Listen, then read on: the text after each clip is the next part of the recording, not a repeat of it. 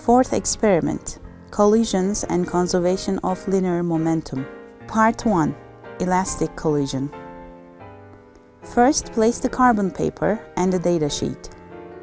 Before beginning the experiment, you need to check whether the air table is inclined or not. For this purpose, place one of the pucks in the middle of the paper and press on the P switch. Set the air table parallel to the ground using its supports. After that, set the frequency. In this experiment, both of the pucks will undergo uniform motion with constant velocity. Press on the P switch while keeping the pucks fixed. The pucks should collide somewhere in the middle of the table. Launch them appropriately with a moderate velocity. You may need a number of trials before recording the data. First, you need to determine where the collision took place. The collision took place in this region. It is necessary to determine the velocities of the pucks before and after the collision in order to observe conservation of linear momentum. For this purpose, first determine the velocities of the pucks before the collision. In order to determine the velocities and hence the momenta of the pucks, begin by determining the directions of motion. Choose 3 consecutive intervals near the collision region. Measure the distance between the 0th and the 3rd points.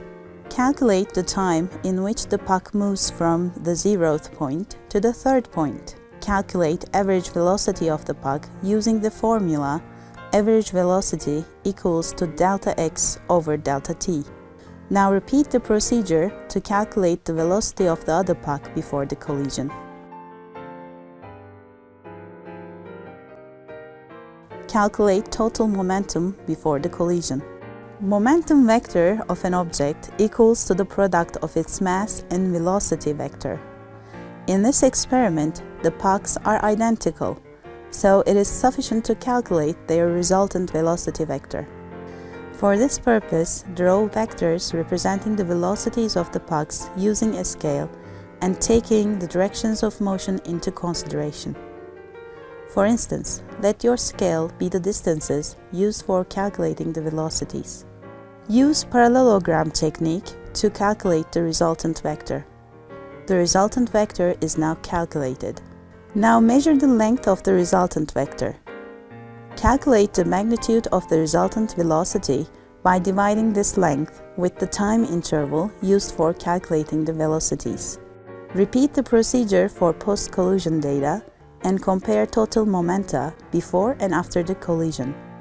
Using the calculated velocities and the masses of the pucks, calculate and compare total kinetic energies before and after the collision. In the end, examine the motion of the center of mass. For this purpose, first choose simultaneous points.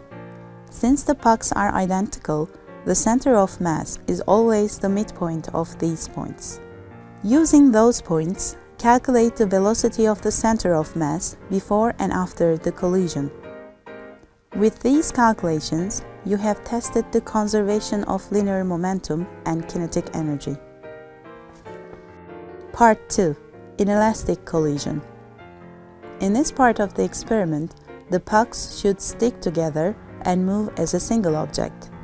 For this purpose, Velcro bands will be wrapped around the pucks. It is necessary to wrap the bands tightly. After the collision, the pucks may begin rotating. Since you are not going to examine rotational motion, you should prevent this rotation. For that reason, it may be necessary to make a number of trials before recording the data. Now you can analyze the data. You are going to repeat the procedure of the first part. Motion of the center of mass will not be analyzed this time. Since the pucks stick together and move as a single object after the collision, it is sufficient to use one of the post-collision trajectories.